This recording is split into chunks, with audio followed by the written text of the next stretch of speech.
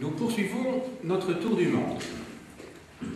Nous avons déjà abordé des civilisations africaines, des civilisations asiatiques, et nous poursuivons aujourd'hui avec des civilisations antérieures à l'arrivée des Européens en Amérique. Ce que l'on appelle habituellement les civilisations précolombiennes. Toutefois, j'ai donné un autre titre à ma leçon. J'ai donné pour titre les civilisations amérindiennes, ça me semble un petit peu plus juste. Pourquoi? Et pour deux raisons. Tout d'abord, je trouve que le terme précolombien a quelque chose d'un petit peu, et même tout à fait, européocentriste. C'est-à-dire qu'on définit une civilisation non pas par ce qu'elle est, mais on la définit du point de vue de l'Europe. Donc le point de vue est européocentriste, en disant que ce sont les Américains, les peuples d'Amérique, avant l'arrivée de Christophe Colomb. Vous voyez que c'est un petit peu particulier de définir une civilisation. Deuxième élément, c'est que je compte poursuivre, il est vrai de manière très brève, mon exposé en allant jusqu'au XIXe siècle, puisque je compte vous parler également des Indiens d'Amérique du Nord. Je ne vous parlerai pas des peuples amérindiens du XVIe siècle à nos jours, parce que je l'ai déjà fait dans une leçon antérieure, tout simplement. Voilà. Alors, l'histoire de ces peuples est ancienne, mais pas très ancienne. Pourquoi? Parce qu'en effet, l'arrivée de l'être humain sur le continent américain n'est pas antérieure à 40 000 ans. Donc c'est entre 40 000 et 30 000 ans, avant nous bien entendu, que des populations en provenance du nord de la Sibérie traversent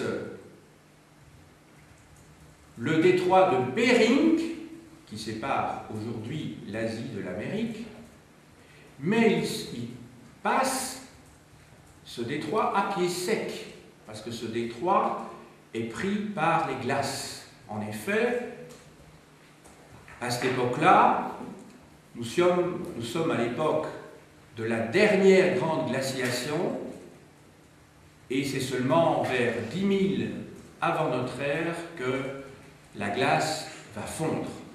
Alors, je vous montre ceci sur le planisphère. Donc, ce sont des populations, vous voyez, il est indiqué ici des Tungus. Donc, ce sont des populations qui viennent du nord-est de la Sibérie, qui passent ici à l'époque où la mer, l'océan, est pris par les glaces. Donc, ils passent à pied sec. Et ils vont descendre progressivement depuis 40 000 avant notre ère jusqu'aux environs de 3 000 avant Jésus-Christ, vont descendre donc en Amérique. Voilà.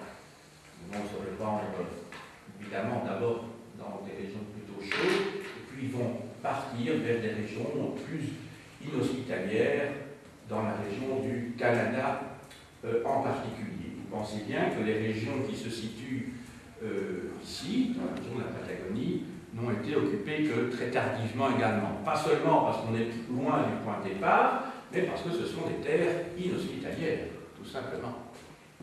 Voilà. Donc, pas de présence de l'homme jusqu'il y a 40 000 ans en Amérique. Pas de présence de l'homme, du tout.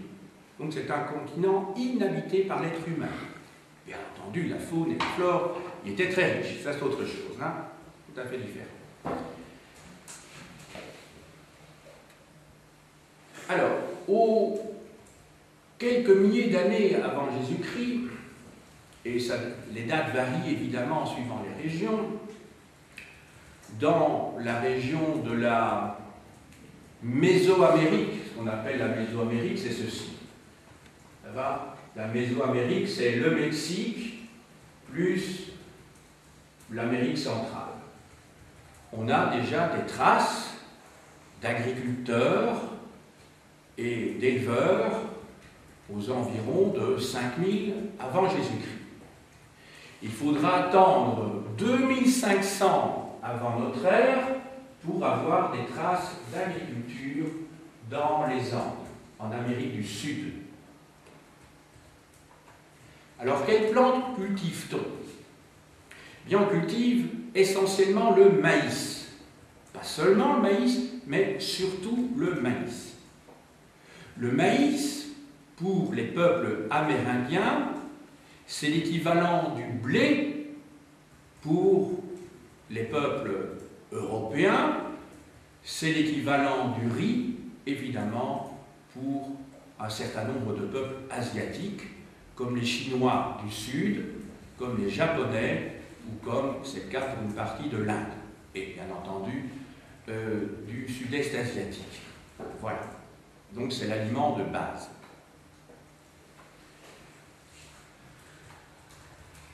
Quand apparaissent maintenant les premières civilisations au sens classique du terme, eh bien, les civilisations apparaissent tout à fait logiquement comme au Proche-Orient, dans le cadre de sociétés de type néolithique, c'est-à-dire des sociétés où l'on cultive, où l'on élève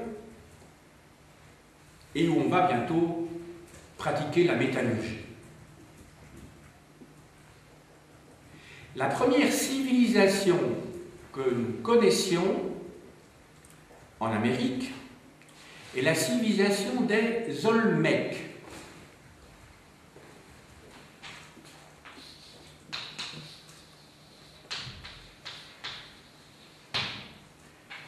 Les Olmèques sont donc un peuple amérindien, et je vous ai dit que les Amérindiens ne sont rien d'autre que des Asiatiques. Hein. D'ailleurs, avec vos élèves, il faut bien entendu relever que lorsque dans les manuels, j'espère que ça ne s'y trouve plus, mais dans les manuels de l'enseignement primaire, on trouve parfois encore l'idée qu'il y a 4 races sur Terre, les blancs, les noirs, les jaunes et les rouges, c'est tout à fait faux, parce que ethniquement, les Indiens d'Amérique, les Amérindiens, ce sont des jaunes, ce ne sont pas des rouges. Hein. Si vous voyez un habitant de Lima, qui n'est pas métissé, si vous voyez un habitant de Bolivie, vous allez voir que la ressemblance est frappante par rapport au peuple de Sibérie. On voit qu'on est très proche des Chinois, des Japonais, par exemple. Hein. Donc il n'y a pas 4 grands groupes ethniques, ça n'a pas de sens. Ce sont bien des jaunes, les Amérindiens. Ce ne sont pas des rouges, comme on l'a exprimé souvent de manière fausse, jusque dans les manuels scolaires, en tout cas pour les élèves d'école primaire. En tout cas, moi, c'était le cas pour moi, en tout cas quand j'étais à l'école primaire dans les années 60. Oui, on parlait des peaux rouges d'ailleurs, hein, le combat des tuniques bleues contre les peaux rouges. Pas rouge du tout, bien entendu. Alors, donc, je reviens à mes Olmèques. Les Olmèques laissent des traces de monuments en pierre déjà au 1er millénaire avant Jésus-Christ. Les Olmèques vont développer un système hiéroglyphique, donc ils connaissent l'écriture. Ils possèdent également un calendrier et ils vont transmettre leur connaissance à un peuple qui va leur succéder. Ce peuple, ce sont les Mayas. Je vous montre où vivaient les Olmèques. Les Olmèques vivaient dans cette région-ci, donc au 1er millénaire avant Jésus-Christ. Ça correspond à 2 États de la République du Mexique. C'est l'État qui se trouve ici, l'État de Tabasco, je vais l'écrire au tableau, et à côté, l'État de Veracruz, qui veut dire la vraie croix en espagnol. Donc, Tabasco, et et d'autre part Vera Cruz, donc la vraie croix. Le site que l'on peut encore voir à l'heure actuelle, j'y étais quand j'étais au Mexique d'ailleurs, où l'on trouve d'énormes têtes de basalte, c'est La Venta. Il y en a d'autres, mais retenez au moins ce site-là, La Venta. Alors, ces grosses têtes ressemblent un peu à ces grosses têtes que l'on voit dans l'album de Tintin intitulé Vol 747 pour Sydney. Là, ça se passe en Indonésie. Mais à un moment donné, ça vous dit peut-être quelque chose. Il y a une grosse tête qui permet, lorsque l'on bouge, je crois, un œil, de rentrer dans un souterrain. Eh bien, elle ressemble à cela. Si j'ai le temps, tout à l'heure, je vous montrerai évidemment un certain nombre de représentations de l'art lapidaire des Olmèques. Alors je vous ai dit, les Olmèques vont avoir pour successeurs les Mayas, je dirais culturellement parlant. Alors les Mayas apparaissent en tant que peuple sans doute à la fin du premier millénaire avant Jésus-Christ, à ce que l'on appelle l'époque préclassique. Les Olmèques appartiennent également à l'époque préclassique, mais ils vont donner toute la maîtrise de leur art dans le premier millénaire de notre ère. L'apogée de la civilisation maya se situe entre 250 et 900 après Jésus-Christ, où vivent les Mayas et où se développe cette civilisation. Alors, les Mayas se situent un peu plus à l'est que les Olmèques, même si leur territoire va être englobé dans l'espace olmèque. C'est toute cette partie-ci. Alors, ça correspond au Yucatan. Vous voyez, c'est cette épi ici, dans le sud-est du Mexique, le Yucatan. Alors, la civilisation maya couvre également tout le Guatemala, qui se trouve ici, et alors un État qui se trouve ici, le Belize, que l'on appelait jadis le Honduras britannique. Voilà.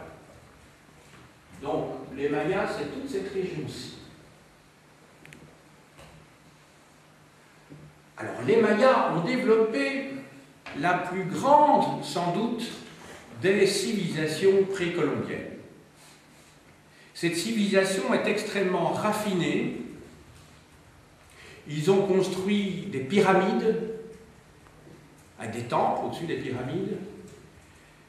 Ils ont une écriture hiéroglyphique qui, à nos yeux, est extrêmement compliquée, parce qu'en fait, ce sont la plupart du temps des figures qui sont d'êtres humains ou d'animaux, qui sont entremêlées les unes dans les autres, et qu'on n'a pas complètement encore déchiffré. Alors, que mettaient les Mayas par écrit? Essentiellement des rites, des relations de cérémonie. Une spécialiste des Mayas, assez subtilement d'ailleurs, a proposé que dans ces écritures hiéroglyphiques, on pouvait lire des biographies du pouvoir, c'est-à-dire que les rois mayas indiquaient, ou faisaient écrire plutôt par leurs sculpteurs, eh bien, quelles étaient les étapes du pouvoir, l'accession à la royauté, l'exercice du pouvoir, la fin du pouvoir, etc. C'est pour ça qu'on ne peut pas parler de biographie de roi, mais plutôt de biographie du pouvoir. Alors, quels sont les sites dont vous devez connaître l'existence, parce que ça fait partie de la culture générale, et d'ailleurs ça peut vous inciter à partir dans ces régions-là. Vous avez tout d'abord, je vais les écrire au tableau. Alors ici, vous avez Chichen Itza, je vais l'écrire au tableau, Chichen Itza.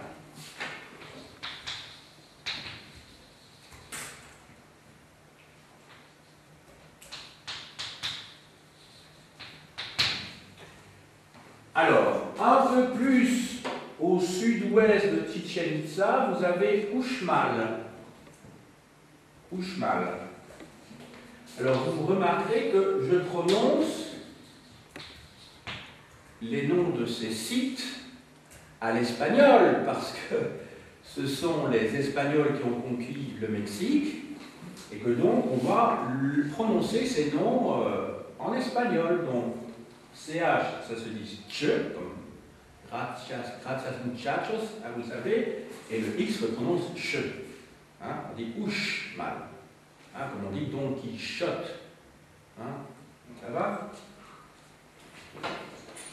Alors, vous avez également un autre site qui se trouve ici. Bon, je vous montre en fait, mais c'est pas, ça ne se trouve pas sur la carte. Hein, je vous montre où ça se situe. Ici, un grand site qui s'appelle Palenque.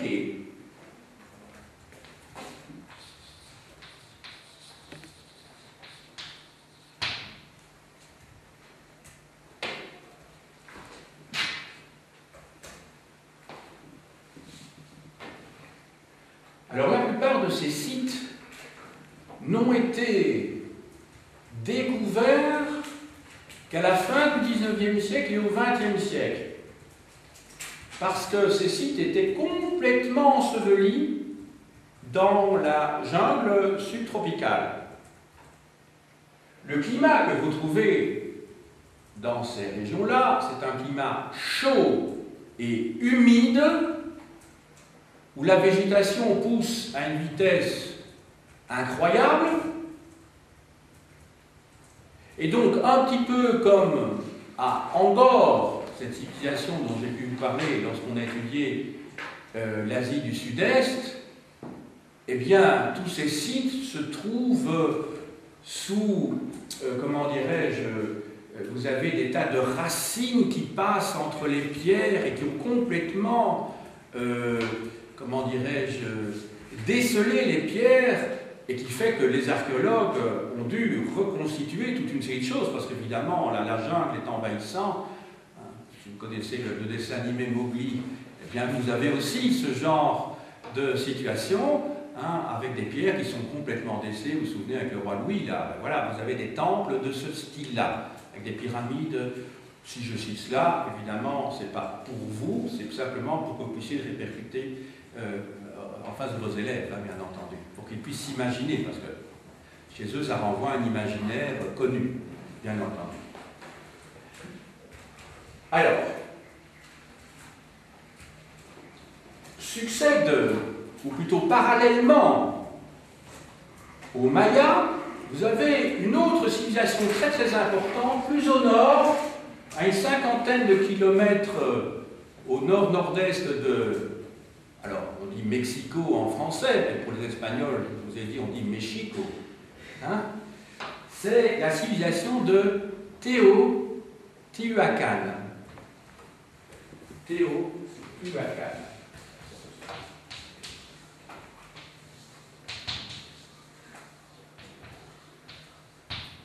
Teotihuacan. Alors, c'est une civilisation qui connaît son apogée entre le 7e, oui, le 6e et le 9e siècle de notre ère. Donc, elle est plus tardive que celle des Mayas, mais elle lui est quand même contemporaine en grande partie. Autrement dit, elle commence plus tard, mais l'apogée de cette civilisation se situe pratiquement à l'époque où les Mayas connaissent leur propre apogée.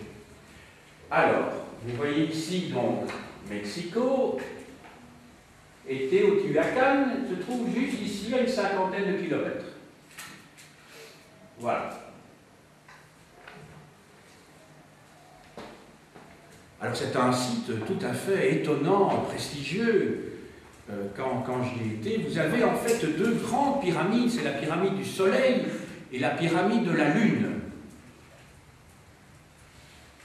Ce ne sont pas des pyramides, comme en Égypte, destinées à abriter un tombeau d'un roi. Ce sont en fait, je dirais, des montagnes artificielles qui permettent de se rapprocher des astres. Ce sont des lieux de culte. Ce ne sont pas des lieux de rites funéraires. D'ailleurs, ces pyramides n'ont pas la même forme. Les pyramides d'Égypte sont plus raides que ces pyramides-là, qui sont beaucoup plus étalées. Elles ont cette forme-ci, si vous voulez. Voilà. Alors, vous pouvez monter, vous avez des degrés qui vous permettent d'aller au-dessus, mais je peux vous dire qu'il ne faut pas avoir le vertige. Quand j'y étais, je suis redescendu à 4 pattes en sens arrière. Alors, vous voyez ce que je veux dire, parce que quand vous êtes en haut et que vous avez l'impression, vous voyez, il n'y a pas de rampe, il n'y a rien du tout. Donc, il y a des moments où on a plutôt envie de redescendre dans l'autre sens. Voilà, c'est plus sûr, pour éviter de dégringoler et de se retrouver à terminer sa vie d'une manière qui n'est quand même pas très sympathique, en tout cas. Enfin, terminer sa vie, c'est jamais sympathique, mais enfin, dans ce cas-là, tomber d'une pyramide du Soleil ou de la Lune, c'est quand même... C'est original, évidemment, mais enfin, bon. Alors, cette civilisation a connu vraiment a connu une grande importance en Amérique centrale. Elle va rayonner sur une bonne partie du Mexique central et on trouve des preuves de commerce entre les habitants de Teotihuacan jusqu'à 1 millier de kilomètres de cette cité en plein pays maya. C'est une civilisation également d'agriculteurs et éleveurs. Nous sommes toujours dans le cadre d'une société de type néolithique. Ils pratiquent l'artisanat, bien entendu, mais ce qui domine, ce sont ces activités de type agro-pastoral. Alors nous passons maintenant à l'âge post-classique pour l'Amérique du Nord. Et là, deux civilisations vont dominer. Tout d'abord, la civilisation des Toltecs, entre 950 et 1150, les Toltecs,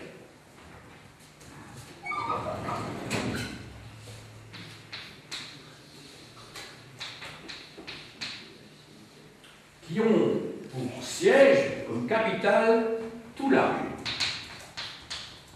Alors Tula, ça se trouve au nord-ouest, au nord de Mexico. Donc pas très loin ici. Tula. Donc vous voyez, on reste confiné dans cette région-ci. Tula.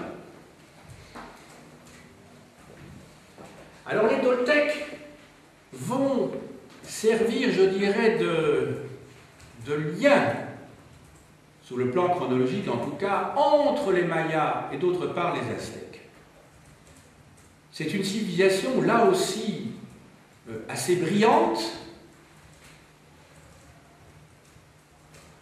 au point que le site de Chichén Itzá, dont je vous ai parlé tout à l'heure, est en fait un site maya, mais fortement influencé par les Toltecs. D'ailleurs, on ne sait pas très bien si c'est l'influence toltèque ou l'influence maya qui domine. Je vous rappelle l'endroit où se situe donc Chichén Itzá, ça se situe ici. donc au nord de la presqu'île du Yucatan, Chichén Itzá. On progresse dans le temps, et à partir de 1200, mais tout doucement au début, je vais vous dire qu'au XIIIe et au XIVe siècle, il s'agit d'une toute petite civilisation, si je puis dire, et peut-on même parler de civilisation, parce que face aux Toltecs et surtout face aux Mayas, ben les Aztèques, ce sont des barbares. C'est un peuple de guerriers qui est loin derrière, sur le plan culturel, derrière les deux peuples que je viens de vous citer. Alors, les 2 premiers siècles de ce peuple d'Aztèques est marqué, je dirais, par, sur le plan culturel, par très peu de choses. On n'a pratiquement rien sur eux. Mais c'est un peuple conquérant. C'est un peuple conquérant qui se met à conquérir des terres à partir de la deuxième moitié du XIVe siècle, et il connaîtra vraiment son expansion qu'au XVe siècle. Autrement dit, lorsque les conquistadors espagnols arrivent donc au Mexique, au début du XVe siècle, ils vont se trouver face à un peuple conquérant, guerrier, qui n'en est qu'au début de son expansion. Les Espagnols seraient venus un siècle plus tôt, eh bien ils se seraient retrouvés devant un tout petit peuple qui avait peu de terre, peu de territoire. Tandis que quand ils arrivent, eh bien là ils se trouvent devant un empire guerrier puissant. Quand je dis puissant, il faut toutefois apporter un bémol. Pourquoi? Parce que les Aztèques se sont fait détester par les peuples qu'ils asservissaient. Ils étaient extrêmement durs, ils leur faisaient payer des tributs, des impôts, ils les faisaient travailler comme esclaves, comme serfs, et ils, comment dirais-je, les peuples, comment dirais-je, n'attendaient qu'une chose, c'est de pouvoir faire tomber ce peuple aztèque. Et c'est ainsi que lorsque Cortés, au début du XVe siècle, du XVIe siècle, donc dans les années 1519-1522, attaque les Aztèques, il va pouvoir bénéficier de l'alliance de toute une série de peuples soumis depuis moins d'un siècle, parfois depuis une cinquantaine d'années, et qui vont se rallier à lui, ne se rendant pas compte qu'évidemment, il ne faisait que changer de maître. Parce que ces conquérants espagnols ne vont pas être plus tendres que les Aztèques. Et vous pensez bien que les Espagnols vont accréditer, exagérer tous les sacrifices sanglants dont les Aztèques étaient les auteurs pour montrer que eux apportaient la civilisation. Ces sacrifices sanglants ont bien existé chez les Aztèques, il ne s'agit pas de les nier, mais ils ont évidemment été amplifiés. Et ça a permis d'occulter la culture des Aztèques qui, même si elle était moins brillante que celle des Mayas et que celle des Toltecs, existait quand même. Vous pensez, c'est seulement il y a une quarantaine d'années qu'à Mexico, on a mis à jour le fameux temple majeur, le Templo Mayor. Alors on s'est rendu compte que finalement c'était quelque chose d'important, parce que quand les Espagnols sont arrivés, ils ont essayé d'éradiquer toute cette culture pour la faire disparaître. Les Aztèques ne possédaient pas l'écriture, à l'inverse des Mayas. D'ailleurs, on va bientôt voir les Incas. Les Incas ne possédaient pas l'écriture non plus. Ils avaient un système de calcul à partir de Quipu, enfin un système de cordelettes, mais ça c'est autre chose. Ça, c'est un système de compute.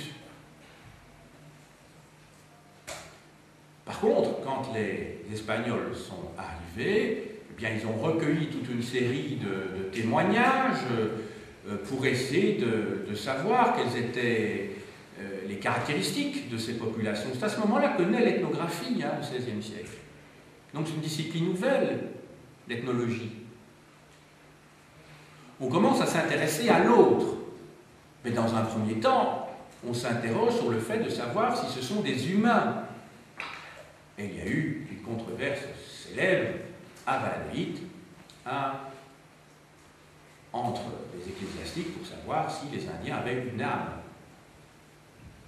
On avait discuté dans le passé en Europe aussi pour savoir, en chrétien, si les femmes avaient une âme. Donc vous voyez que l'humanité avance très lentement. Et elle n'est pas au bout de cette peine. Mais pour les Mayas, on a trouvé donc 3 codices. Alors codices, ça s'écrit comme ceci. Il y en a un à Dresde, un à Paris et un dernier, je crois que c'est à La Haye ou à Amsterdam, sauf erreur de ma part. Alors les codices, pour ceux qui ont fait du latin, ils savent que ça veut dire cahier en latin. Donc le singulier c'est codex. Et donc on a des cahiers, si vous voulez, des livres dans lesquels les Mayas ont écrit.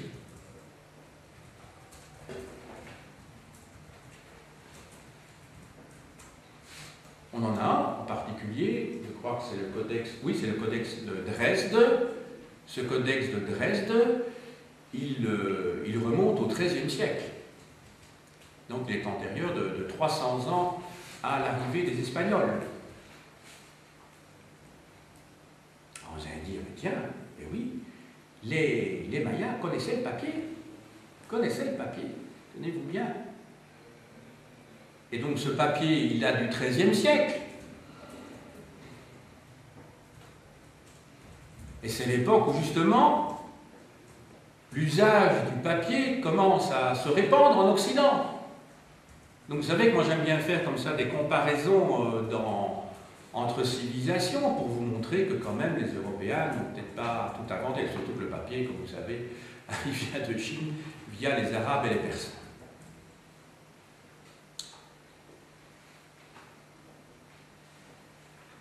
La langue parlée par les Mayas, je ne vous l'ai pas dit, comme les Aztèques, c'est le nahuatl.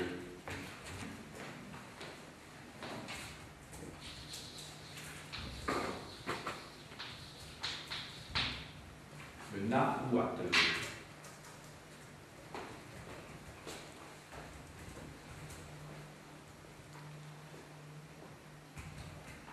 Alors, je ne sais pas s'ils se comprenaient, parce que c'est un vaste, je dirais, un vaste groupe de langues, le nahuatl, qui, c'est un petit peu, si vous voulez, comme le roman, que donnait lieu au portugais, à l'espagnol, au roumain, au français. Donc, c'est pas pour autant qu'ils se comprenaient. Enfin, ce sont des langues apparentées, en tout cas. Vous savez que cette langue est toujours parlée à l'heure actuelle. Si vous allez dans le Yucatan, si vous allez dans le sud du Mexique, si vous allez au Guatemala, il y a toujours des Mayas, parce que ces populations se sont très peu mélangées. Et donc vous avez encore des descendants des Mayas.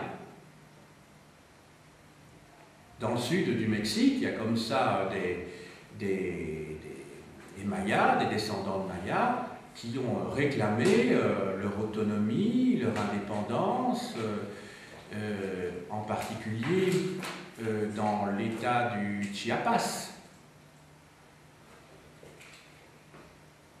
Vous avez certainement entendu parler des zapatistes, non? Et du sous-commandant Marcos. C'est un personnage qui a mené longtemps la guérilla contre les troupes gouvernementales mexicaines et qui avait une cagoule. Il avait une pipe aussi, un chapeau et un habit de guerriero, mais qui s'est battu contre le gouvernement central. D'ailleurs, c'est assez touchant. Moi, quand j'ai été au Mexique, j'ai été à Oaxaca, qui est une ville qui, pendant 6 mois, a pris son indépendance par rapport au gouvernement mexicain. J'étais à l'époque où il y avait une grève d'enseignants, justement. Pour le soutenir, j'ai participé à la manifestation, bien sûr. Surtout qu'elle était tout à fait justifiée. On supprimait un nombre assez important d'emplois à ce moment-là. Comme quoi, les combats sont partout les mêmes dans le monde. Et alors, c'est l'État d'Oaxaca et cette ville en particulier s'est organisé de manière autogestionnaire, c'est-à-dire qu'il n'y avait plus de gouvernement, il n'y avait plus de chef, et c'était la population en assemblée qui prenait les décisions. Voilà. Alors, maintenant je vais vous expliquer un petit peu l'histoire de l'Amérique du Sud. Alors ce sont des populations qui n'ont pas eu de contact avec la Mésoamérique. Autrement dit, les peuples dont je vais vous parler n'ont pas eu de contact avec les Mayas, les Aztèques, ils se sont développés parallèlement. Alors, la première civilisation... D'abord, quelques éléments sur le cadre géographique. Hein, ça me paraît quand même un petit peu ça me paraît important. Ces civilisations vont se développer au Pérou. Mais entendons-nous bien, le Pérou au sens large, ce n'est pas le Pérou dans le sens de l'État péruvien d'aujourd'hui.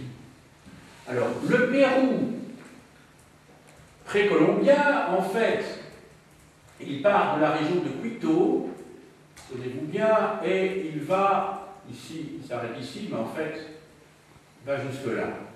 Hein, il couvre le nord du Chili. Voilà.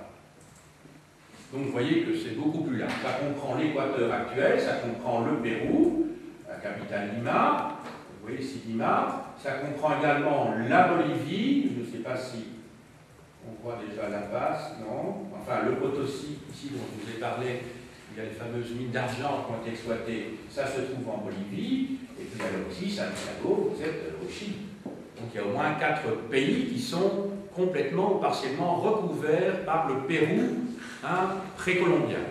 Et même, après la conquête espagnole, la vice-royauté du Pérou comprend tous les territoires que je viens de mentionner.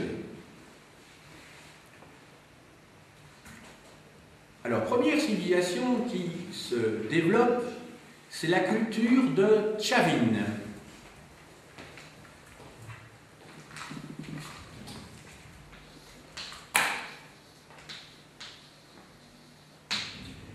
Cette culture de Chavin est parallèle à celle des Olmecs en Mésoamérique. Donc ça se situe au 1er millénaire avant Jésus-Christ. C'est une civilisation qui développe l'agriculture, bien sûr, du maïs, qui pratique l'irrigation. Alors, elle se situe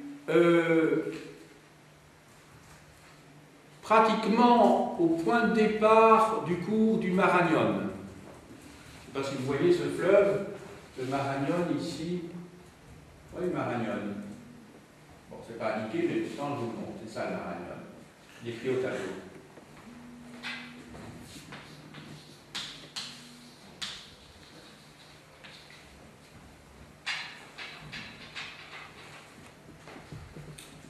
Ce n'est pas un fleuve, c'est carrément une rivière, puisqu'il se jette dans l'Amazone. Excusez-moi, parce qu'il est tellement large, à certains endroits, c'est une rivière, puisqu'il se jette dans l'Amazone. L'Amazone, c'est le grand fleuve ici d'Amérique latine qui se jette dans l'Atlantique. Donc, la civilisation de Chavin se situe plus ou moins ici. Ça va ? Attendez, je regarde. Je ne dis pas bêtise, oui, c'est bien ça. Alors, au 1er siècle, au 1er millénaire de notre ère,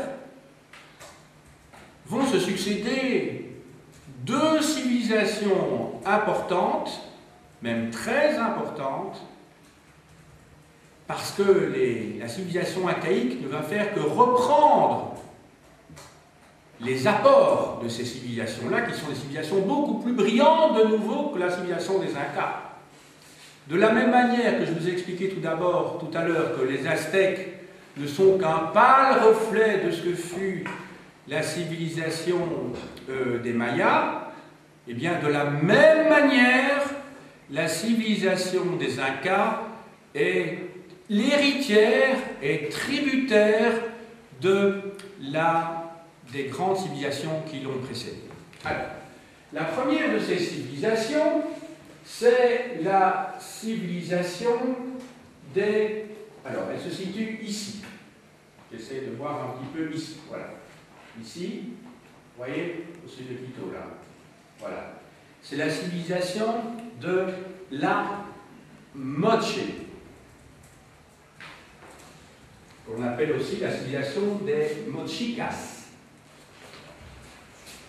Donc la Moche,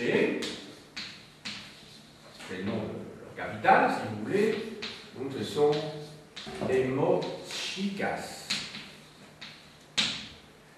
Civilisation très brillante qui pratique l'agriculture, l'irrigation. Cette civilisation est à l'origine, a construit de nombreux canaux, des ponts, des canaux sur des milliers et des milliers de kilomètres.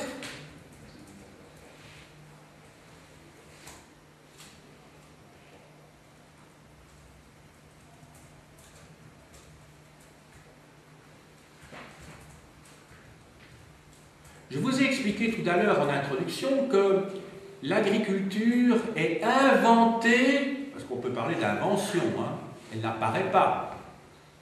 Elle est inventée, donc vers 2500, en tout cas on en a des traces, vers 2500 avant Jésus-Christ.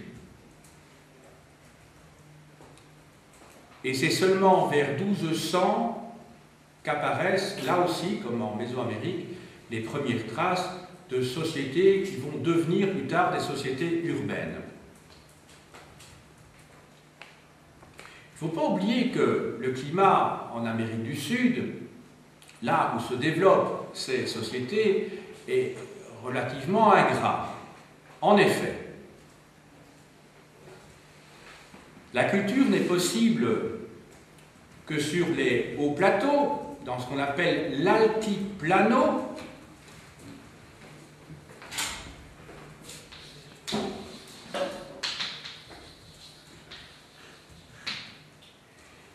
Et dans les rares vallées qui sont de véritables oasis, le long de rivières ou de fleuves qui descendent vers la côte. La côte est particulièrement inhospitalière. Vous savez sans doute qu'au Pérou et au Chili, vous avez de grands déserts extrêmement arides. On peut atteindre des températures de moins 27 en hiver et la nuit, et pendant la journée de plus de 60 degrés. Donc c'est pique le Sahara. Donc c'est épouvantable. On ne peut pas vivre dans ces régions.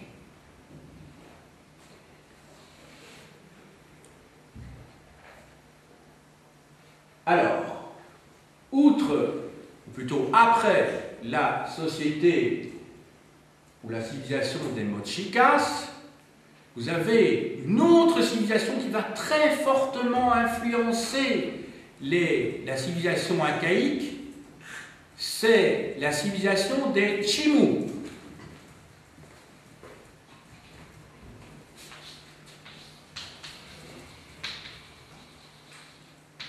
Alors, la civilisation de Chimú se trouve, géographiquement parlant, dans la même région que celle dont je vous ai parlé tout à l'heure, des Mochicas. Autrement dit, dans le nord du Pérou. Dans le nord du Pérou.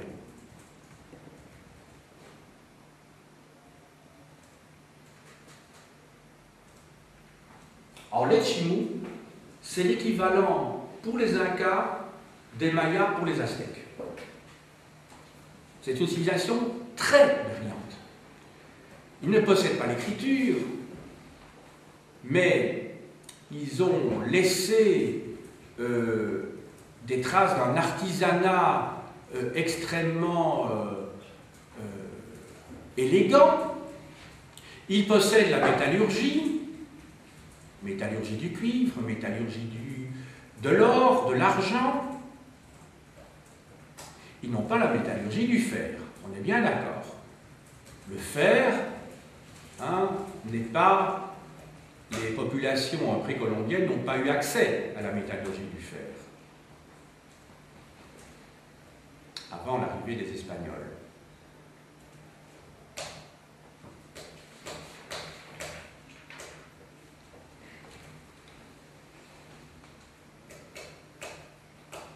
Alors, on va passer maintenant dans la partie méridionale du Pérou. Et je vais commencer par la première de ces civilisations, qui est la civilisation de Tiahuanaco.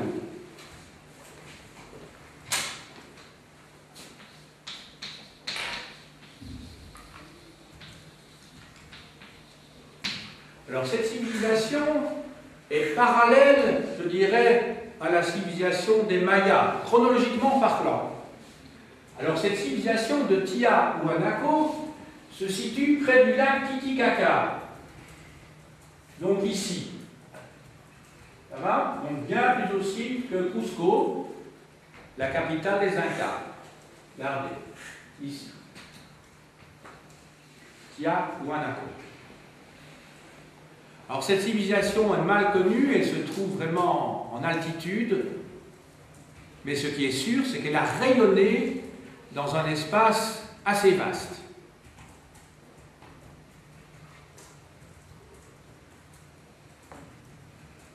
Évidemment, ça m'est particulièrement pénible en 1h30 de vous résumer toute l'histoire des peuples précolombiens, mais enfin, je n'ai pas le choix. J'aurais évidemment plein de choses à vous expliquer sur l'art, la culture, ce concept de la religion aussi, mais enfin, je suis pris par le temps. Alors, dans le sud également, pratiquement à la hauteur de Cusco, capitale des Incas, vous avez les fameux sites de Nazca.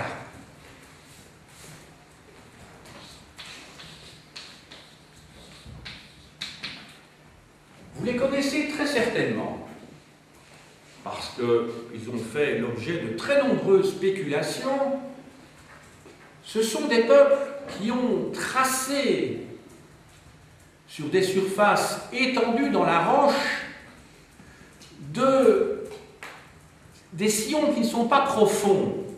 Ce sont des sillons qui font peut-être 2 cm, quelque chose comme ça, et que l'on ne voit même pas à la limite quand on se promène à proximité, mais que l'on voit du ciel. Ce sont des lignes, donc sur des dizaines de mètres, qui représentent soit des figures d'animaux, des poissons, des singes, par exemple, ou tout simplement des lignes droites. Alors certains ont spéculé en disant que c'était des signes pour des extraterrestres, pour des pistes d'atterrissage, vous voyez ce que je veux dire, enfin moi je n'ai jamais cru à ce genre de choses. L'hypothèse la plus vraisemblable, c'est que ce sont des signes, effectivement, à destination des dieux, mais des dieux qui n'ont jamais vu, bien entendu. Et ce sont des signes de type religieux. On veut, vraisemblablement, je vous dis bien, lancer des messages au ciel, mais non pas pour des extraterrestres qui viendraient de temps en temps dire bonjour aux populations. Nous sommes bien d'accord là-dessus. Et enfin, j'arrive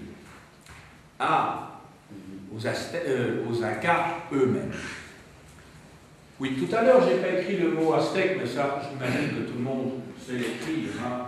Ça me paraissait tellement évident que je ne l'ai pas noté, mais aztèque, ça s'écrit comme ceci. Alors, je vous ai donné le nom de la ville, le nom espagnol de la ville, Mexico, hein, mais le nom aztèque lui-même, ça, je ne l'ai pas donné, et ça, il faut par contre l'écrire. C'est Tenochtitlan.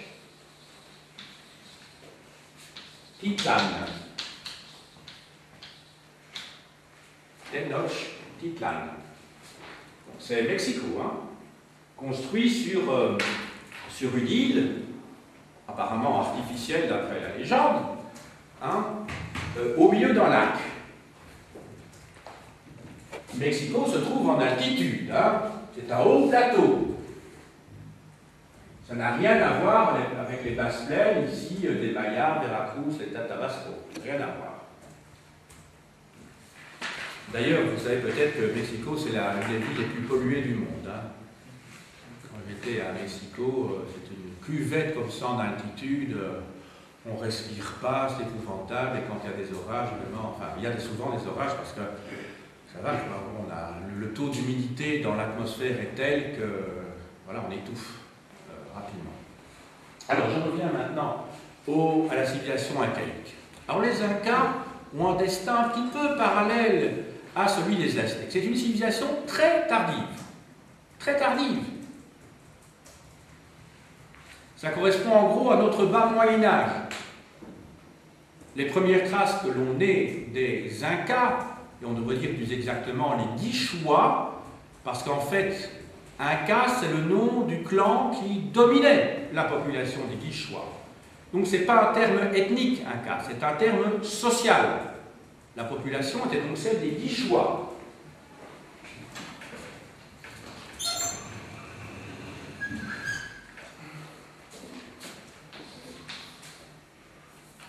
Les Guichois.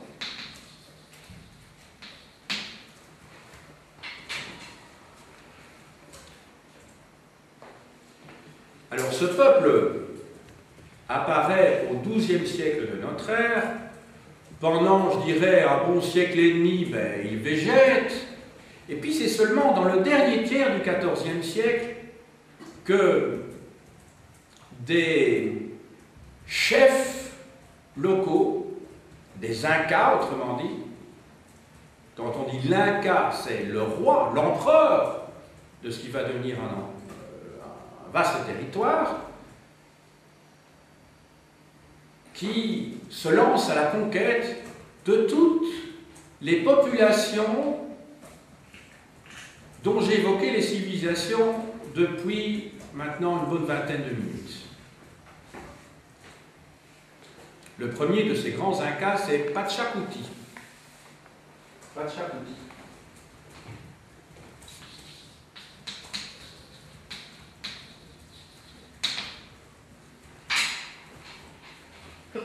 Et tenez-vous bien, c'est dans le dernier tiers, comme pour les Aztèques d'ailleurs aussi, du XVe siècle, donc c'est peu de temps avant l'arrivée des Espagnols, que se constitue l'Empire incaïque.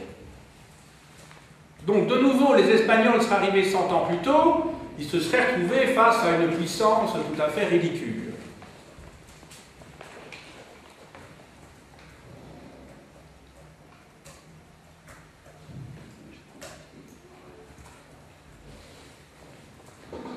Alors, quelles sont les grandes caractéristiques de cette société? Mais tout d'abord, je vous ai dit que c'est un peuple tardif, barbare aux yeux de ceux qui vont être conquis et dominés par ces mêmes Incas. Les Incas vont les battre d'une manière, je dirais, un petit peu perfide, parce que les Incas, ou les Guichois plus exactement, vivent en altitude. Et vous vous souvenez que ce soit les Chimú, oui, je ne vous ai pas parlé, de la capitale des Chimú, c'est Chan Chan. Je le trouve ici, Chan Chan.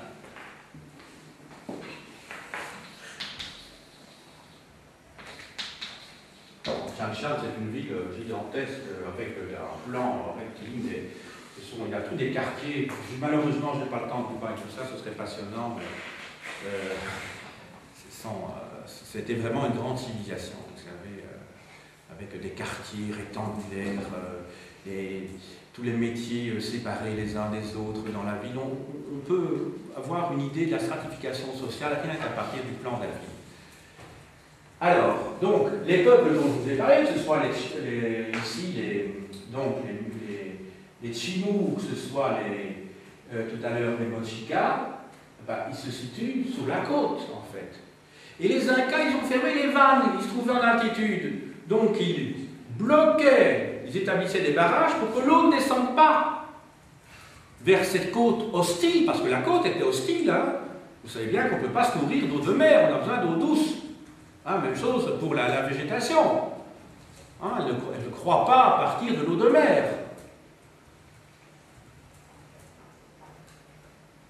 Et donc ils vont fermer les vannes.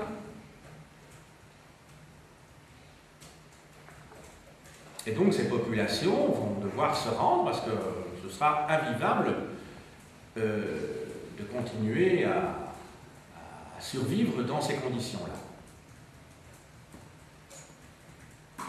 Alors le pouvoir de l'Inca est un pouvoir absolu.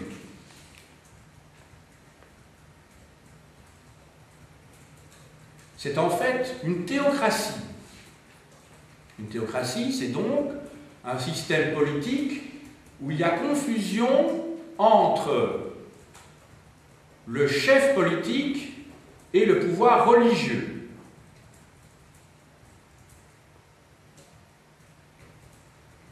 La notion de laïcité, pensez bien, c'est une notion tout à fait anachronique pour cette époque-là. Donc vous êtes à la fois le chef religieux et le chef politique. Il a un pouvoir absolu sur ces sujets. D'ailleurs, c'était le cas également de l'empereur des Aztèques. Le dernier empereur des Aztèques, je ne voulais pas citer, mais il s'appelait Moctezuma, ou Montezuma.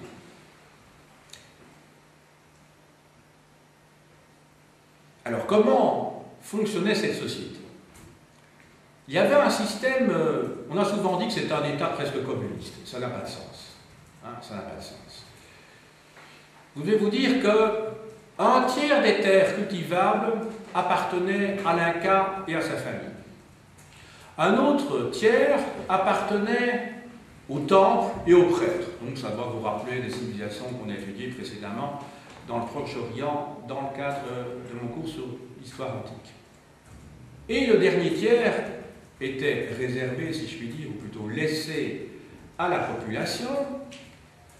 Et il semble bien que la très grande majorité des terres de cette population, ces terres laissées aux populations, étaient collectivisées.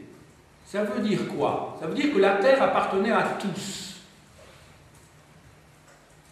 Mais je dis bien dans le dernier tiers, entendons-nous bien, donc ça n'a rien à voir avec un État communiste. Il y avait un système d'impôt très rigoureux, imposé par l'Inca. Stop ici. Ce système d'impôt permettait à l'Inca de rassembler des sommes considérables. L'or produit dans l'Empire Inca a permis, à la suite d'un chantage de François Pizarro, Francesco Pizarro, qui, entre 1529 et 1533, conquiert donc l'Empire des Incas, de rassembler des tonnes d'or incroyables. En effet, il avait, comment dirais-je, pris l'Inca en otage, et pour le libérer, il avait demandé que toute une pièce soit remplie d'or. Il se fait que toute la pièce a bien été remplie d'or, mais il a quand même étranglé l'Inca. Vraiment, c'est pas faire plus, mais pensez bien que, en temps de guerre, ce sont des prédateurs. Les conquistadors étaient vraiment des prédateurs. Il ne s'agissait pas d'avoir des considérations de type humanitaire en ce genre de circonstances, d'autant plus que les conquistadors, ils venaient pour l'or. Donc ça les a mis en appétit au lieu de les calmer, bien entendu. Ils se sont dit, si on est capable, en si peu de temps, de rassembler, Maxime, autant d'or, eh bien, c'est que, évidemment, les potentialités de l'Empire sont très très importantes.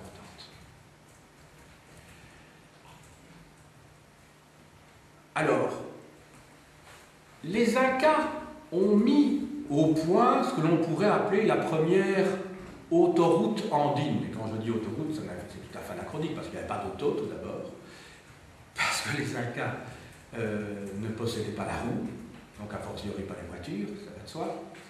Et autoroute, ça n'a pas de sens non plus quand on voit la dimension de cette route andine. Vous savez qu'à l'heure actuelle, il y a une grande route qui suit toute la cordillère des Andes et qui remonte vers l'Amérique du Nord. On voit, on vous l'a peut-être expliqué dans le cadre de votre cours de géographie, que cette route, évidemment, est révélatrice, signifiante des rapports nord-sud, c'est-à-dire tout ce qui est produit en Amérique latine, au Chili, en Bolivie, au Pérou, en Équateur, en Colombie, remonte évidemment vers le nord. Donc ça montre ces rapports inégaux entre le nord et le sud. Mais déjà, dans l'empire des Incas, il y avait une route. Je vous la montre, une route qui suivait la cordillère des Andes. Il y en avait une deuxième dans la cordillère des Andes aussi. C'était donc deux routes parallèles. Et entre ces deux routes parallèles, il y avait évidemment des routes secondaires perpendiculaires qui permettaient de passer d'une à l'autre. Alors, à nouveau, ces routes n'ont pas pour fonction de permettre le développement des populations locales. Vous savez très bien que lorsqu'un pouvoir développe un réseau routier, c'est d'abord pour contrôler le territoire et pour permettre à l'impôt d'arriver dans la capitale, bien entendu. Quand les Romains ont construit toutes les chaussées romaines, dont on peut encore voir des exemples en France ou en Belgique, c'était évidemment pas pour permettre le développement des populations celtiques. Que ce soit tout à fait clair, c'était pour permettre aux légions de pouvoir se déplacer rapidement, de pouvoir contrôler le territoire dans l'hypothèse d'une rébellion quelconque, et aussi pour permettre aux Romains eux-mêmes de faire du commerce. Mais le but, ce n'était pas, évidemment, de permettre le développement des populations locales. C'est la même chose ici. Alors, ces routes andines sont tout à fait remarquables. Alors, certaines de ces routes étaient pavées, d'autres étaient taillées dans la roche, parce que n'oubliez pas, nous sommes dans les Andes. Et à certains endroits, ces routes se réduisent à des escaliers très étroits. N'oubliez pas qu'il n'y a pas la roue, il n'y a pas de chariot chez les Incas. Donc quand ils se déplacent, dans le meilleur des cas, c'est avec des lamas, vous savez, ces animaux qui sont un petit peu comme des chameaux, vous vous souvenez avec le capitaine Haddock peut-être, dans le Temple du Soleil, qui crache comme ça sur la personne qui se trouve en face d'eux. Mais sinon, ce sont des piétons. Alors, le rôle de cette route, c'est évidemment de transmettre les ordres de l'Inca loin de la capitale et de pouvoir savoir ce qui se passe dans son empire. Donc il y avait des courriers. Donc ces routes servent essentiellement à une poste officielle. À la poste officielle. Voilà. Alors maintenant, je voudrais vous dire un petit mot maintenant des populations de l'Amérique du Nord, des populations amérindiennes aussi, il ne faudrait quand même pas les oublier. Ces populations amérindiennes n'ont pas connu le degré de civilisation de la Mésoamérique ou de l'Amérique du Sud. Et quand je dis l'Amérique du Sud, faisons bien attention. Vous avez vu que je me limite ici à la région des Andes, cette région-ci, le Pérou. Je ne vous ai pas parlé de la région de l'Amazone, je ne vous ai pas parlé de la région de La Plata, c'est-à-dire Buenos Aires, de Montevideo, enfin de toutes ces régions-ci. Ça, ce sont des régions occupées par des Indiens qui étaient sauvages, si je puis dire, et même au sens étymologique du terme, puisque le mot sauvage vient du mot silva en latin qui veut dire la forêt, comme vous savez peut-être. Et donc, là, ce sont des populations sauvages au sens strict. Donc, quand les Portugais arrivent au Brésil, ils sont devant des sauvages, ils ne sont pas devant des gens qui sont organisés avec un État, avec une religion structurée, avec des chefs, avec une hiérarchie, mais vraiment sophistiquée. Il n'y a pas ça du tout. Eh bien, c'est la même chose pour l'Amérique du Nord. En Amérique du Nord, quand les Espagnols, tout d'abord, parce que les Espagnols ont conquis toute cette région-ci, quand on pense à l'Amérique du Nord et aux Espagnols, on pense au Mexique. Toute cette région-ci a été également explorée et conquise par les Espagnols. Donc c'est-à-dire presque un tiers des États-Unis, certainement. Je vous l'ai déjà expliqué dans un autre cours. Quand vous êtes en Floride, tout d'abord, c'est espagnol, mais quand vous êtes ici à l'ouest du Mississippi et du Missouri, toute cette région-ci, eh bien vous êtes en territoire hispanophone. À l'heure actuelle encore, quand vous êtes au Texas, quand vous êtes en Arizona, quand vous êtes dans le Nevada, quand vous êtes en Californie, Nouveau-Mexique, etc., les populations hispanophones constituent la majorité de la population à l'heure actuelle. La majorité. Et donc, les Espagnols ont occupé toutes ces régions-ci. Alors, il y a des cultures, mais qui n'ont pas l'importance, hein, par exemple, la culture des pueblos. Hein.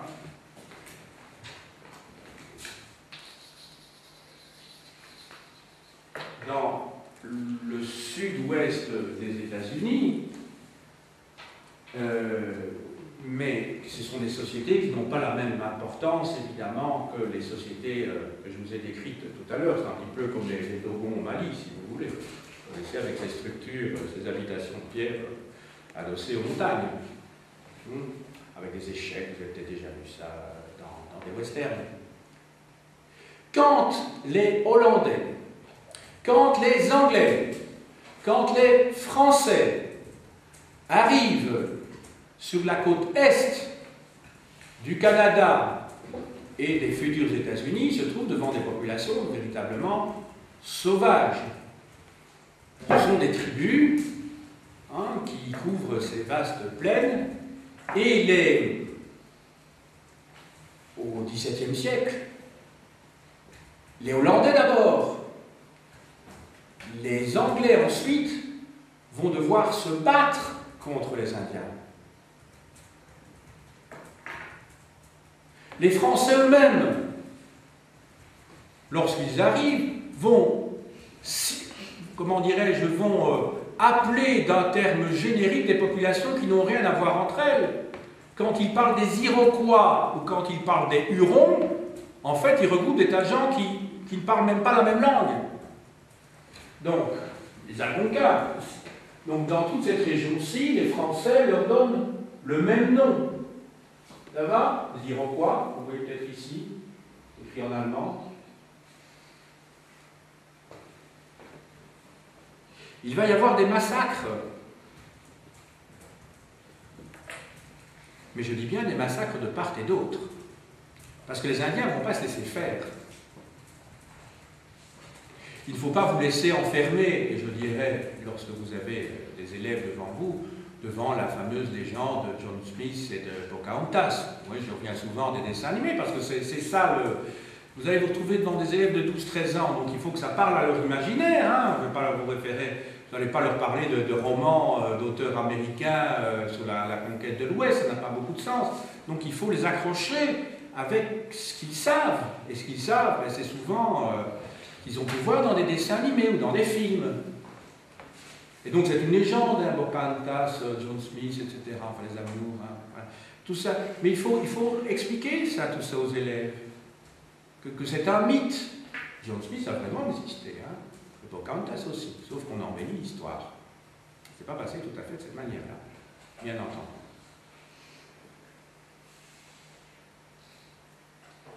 Vous savez peut-être que ce sont des Wallons, hein, qui sont arrivés dans le sud de l'île de Manhattan. C'était le nom d'une peuplade indienne, hein, Manhattan.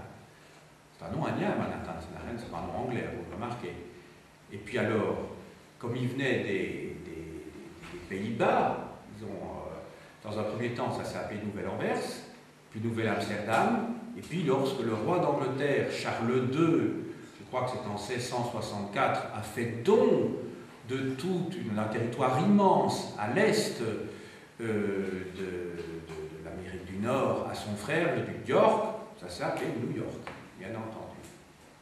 Mais si vous allez à New York, vous allez encore voir l'endroit où vivaient les premiers colons. C'est tout à fait dans le sud, hein, de la presqu'île, de l'île, c'est pas une presqu'île, de l'île de Manhattan.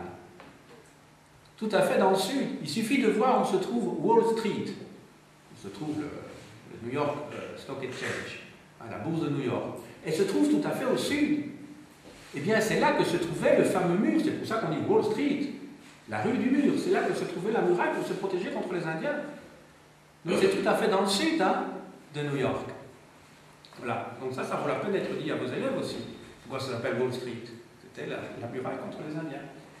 Voilà. Alors, il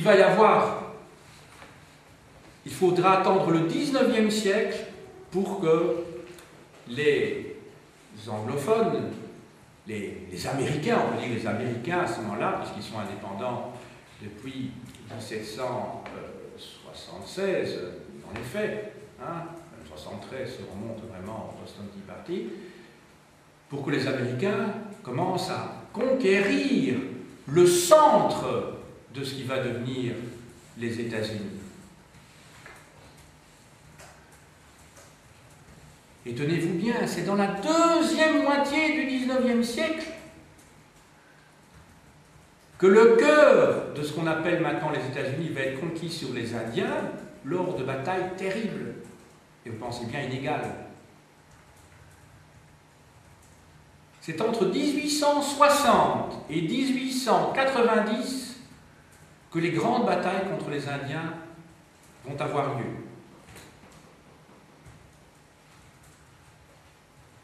Pensez. Donc vous avez bien entendu les dates. La dernière bataille contre les Indiens date d'il y a 120 ans. C'est hier, 120 ans. C'est à ce moment-là qu'on peut dire que les États-Unis sont formés. Il y a seulement un peu plus de 100 ans.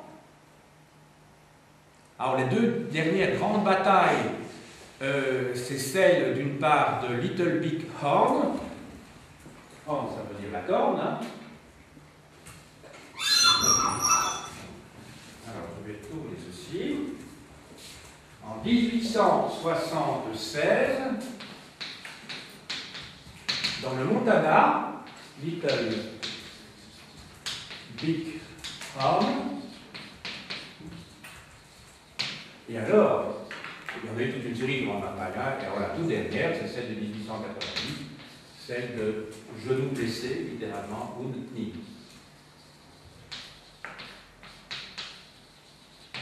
Voilà. Ce sont les deux grandes batailles contre les Indiens. Alors, je vous les montre. Alors, Little Big Horn, ça se trouve, j'essaie de voir un petit peu ici, c'est pas évident, ça doit se trouver ici, Little Big, ouais, plus ou moins ici, Little Big Horn, et Wounded Knee, ça doit se trouver un peu plus au sud, quelque part ici.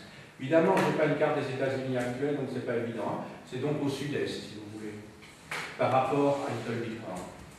Alors, Little Big Horn, ça se trouve dans le Montana, tandis que Wounded Knee, ça se trouve dans le Dakota du Sud. Voilà. Montana, Dakota, ce sont des noms indiens. Vous savez qu'il y a des États qui s'appellent Indiana, etc. Ça, ce sont plus des noms espagnols, ce sont des noms indiens. Voilà. Alors, à l'heure actuelle, vous savez que les Indiens des États-Unis sont en général des gens très pauvres, des alcooliques qu'on trouve dans le métro. On les a surtout utilisés comme laveurs de vitres parce qu'apparemment ils ne craignent pas le vertige. Vous savez également qu'en Alaska, les Indiens vivent dans la misère la plupart du temps. Ils ont été complètement acculturés. Au Canada, ils ont pu obtenir une autonomie, les fameux Inuits, entre autres choses. Des territoires assez vastes, mais c'est des territoires où il n'y a pas grand-chose. Sauf que par la suite, on a quand même trouvé des richesses minières. Alors à ce moment-là, ça devient plus embêtant, évidemment, pour l'État fédéral. Mais les Indiens aux États-Unis, ils ont été confinés dans des réserves tout à fait au fin fond des déserts, des montagnes, des terres qui n'étaient pas fertiles, où on était sûr qu'il n'y ait pas de pétrole. Et une caricature de tout cela, ben, ça se trouve dans Tintin en Amérique. Vous vous souvenez peut-être, Tintin arrive à un moment donné, je ne sais pas ce qui se passe à un moment donné, il trouve du pétrole, et quelques heures après, le lendemain, il y a une nouvelle ville qui s'est installée, qui a poussé comme un champignon, et on chasse les Indiens. Si ça vous rappelle quelque chose, cette vignette où les Indiens qui sont chassés de la région qui était encore le réserve jusqu'il y a. Voilà, alors il me reste à vous montrer quelques livres pour votre information. Alors, tout d'abord, dans la collection dirigée par Stierlin, aux éditions Princesse, Le monde de l'Amérique précolombienne. Alors, ça vaut peut-être la peine de vous montrer justement à l'arrière, je vous en ai pas parlé tout à l'heure, mais très célèbre, c'est le Machu Picchu. Le Machu Picchu. Or, c'est quoi le Machu Picchu? C'est en fait une forteresse qui n'a été découverte, si mes souvenirs sont bons, qu'en 1911 par un archéologue anglo-saxon et qui était complètement recouverte par la végétation. Et cette forteresse, en fait, est inaccessible par trois côtés, parce qu'il y a trois, comment dirais-je, la montagne tombe à pic sur trois des côtés, évidemment, il fallait un côté pour monter. Et alors, c'est une forteresse qui est très intéressante parce qu'elle nous montre le plan, je dirais, d'une ville incaïque du XVe siècle. C'est une forteresse, hein, ce n'est pas une ville normale, si je puis dire. Hein. Mais on a retrouvé toute une série de traces archéologiques qui nous informent sur la vie quotidienne dans une forteresse, un petit peu comme les garnisons de l'Empire romain. Ben, c'était une garnison qui vivait là. C'était une garnison. C'est très célèbre, avec ce pain de sucre. Bon, c'est une image que l'on trouve un petit peu partout. Hein. Ben, il faut pouvoir voir évidemment le Machu Picchu quand il n'est pas sous les nuages, parce qu'on est en altitude et très souvent on ne voit rien, hein, parce qu'on est carrément dans les nuages à ce moment-là. Ça se trouve. Alors peut-être quelques images qui pourront vous... Évidemment, il y a tellement de choses à vous montrer. Allez. Je vous ai parlé tout à l'heure de Teotihuacan, la cité des dieux. Alors vous allez voir à gauche la pyramide de la Lune, récemment restaurée, et d'autre part, à droite, la pyramide du Soleil, ici. Donc c'est l'image de gauche.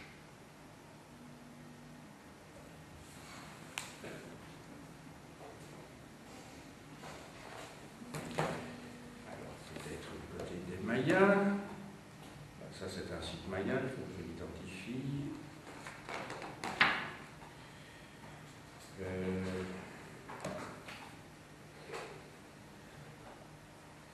Alors, ça c'est le temple des guerriers de Chichen Itza. Donc Maya, mais je vous ai dit que Chichen Itza est très influencé aussi par les Toltecs.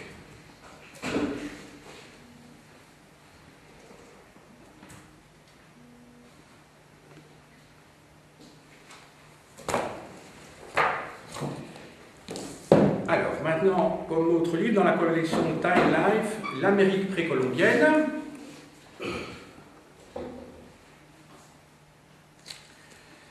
Alors, dans une collection qui a été publiée en Belgique, chez Medens, l'Amérique précolombienne et civilisation du maïs. Ça vaut peut-être la peine de définir les sociétés non pas par leurs œuvres d'art, mais par ce qui importe aux gens dans la vie quotidienne. C'est un ouvrage dirigé par un professeur qui est décédé. Maintenant, elle était professeure d'anthropologie quand j'étudiais à l'université, Madame Dorsinfant-Smets. Les maîtres de l'art précolombien, c'est la collection Dora et Paul Janssens qui se trouve au musée royal d'art et d'histoire au cinquantenaire.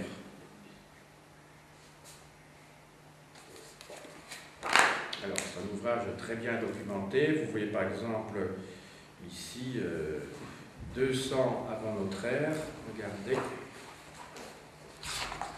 dans la région du Pérou, à droite donc. Bon, c'est un ouvrage superbe. Hein. Alors, un ouvrage écrit par Ursula Dijkhoff et Hans Prem chez Bordas, le Mexique ancien.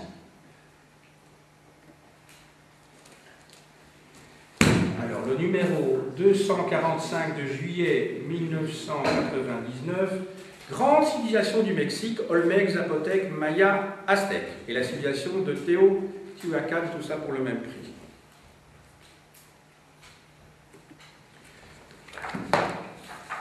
Alors, sous la direction de Nikolai Grube, chez Könemann, vous savez, c'est un éditeur qui publie de superbes ouvrages d'art, pas chers, dans les librairies, vous savez, qui vendent des livres à prix réduit. Les Mayas, art et civilisation. Donc on parvient à avoir des ouvrages comme ceux-là, qui sont des ouvrages vraiment superbes pour une trentaine d'euros, hein, donc ça ne ruine pas. Alors, un catalogue qui est très pédagogique, c'est en fait, oui, ça vaut peut-être pas la peine de le montrer, c'est en fait un catalogue, une exposition présentée au Palais des Beaux-Arts en 1970, Art Maya du Guatemala. Je vous montre quand même la page de couverture. Mais vous avez un lexique, que je vais peut-être vous montrer quand même, où vous avez une définition de tous les termes, de tous les termes techniques qui vous permettent d'appréhender les sociétés de Mésoamérique. Alors, la pensée des anciens Mexicains, chez François Maspero, de Laurette Séjourné. Un ouvrage très intelligent. Alors, la vie quotidienne des Aztèques à la veille de la conquête espagnole, de Jacques Soustelle, chez Hachette. Jacques Soustelle a joué un rôle pas toujours très glorieux pendant la guerre d'Algérie.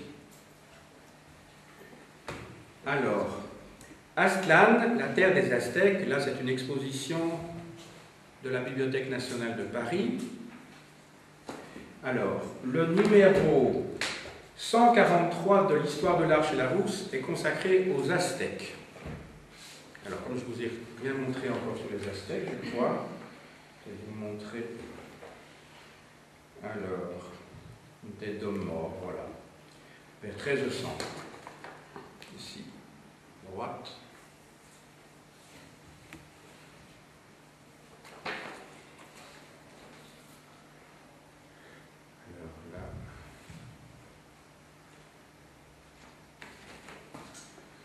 Alors maintenant, sur l'Amérique du Nord, Atlas historique de l'Amérique du Nord, États-Unis, Mexique, Canada, une lutte pour l'espace. Donc non seulement il est question des Olmecs, des Aztèques, de toutes les civilisations dont j'ai pu vous parler de Mésoamérique, mais aussi des Indiens des plaines, donc du Canada et des États-Unis.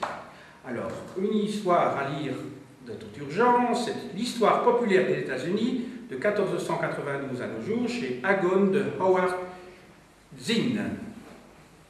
Alors là, il revoit complètement l'histoire des États-Unis, mais du point de vue des minorités, des populations souffrantes, des Indiens, des Noirs, des femmes, des homosexuels, etc. Alors, l'art des Indiens d'Amérique du Nord, chez Könemann. Alors, je vais peut-être vous montrer une autre représentation. Alors là, paroi intérieure d'un tipi, c'est ce que c'est un tipi, hein, une tente, donc décorée de scènes de bataille, Montana.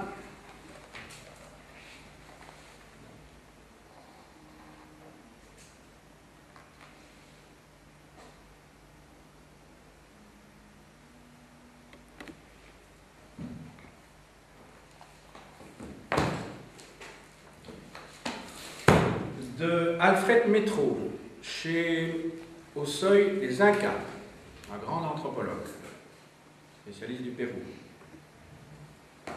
De Nathan Wachtel, La vision des vaincus, je vous l'ai déjà montré dans le cadre d'un autre cours, en folio histoire. Donc c'est la manière dont les habitants de l'ancien empire Inca ont vécu la conquête entre 1530 et 1570. Alors, sur Tiahuanaco, le numéro 262 d'avril 2001,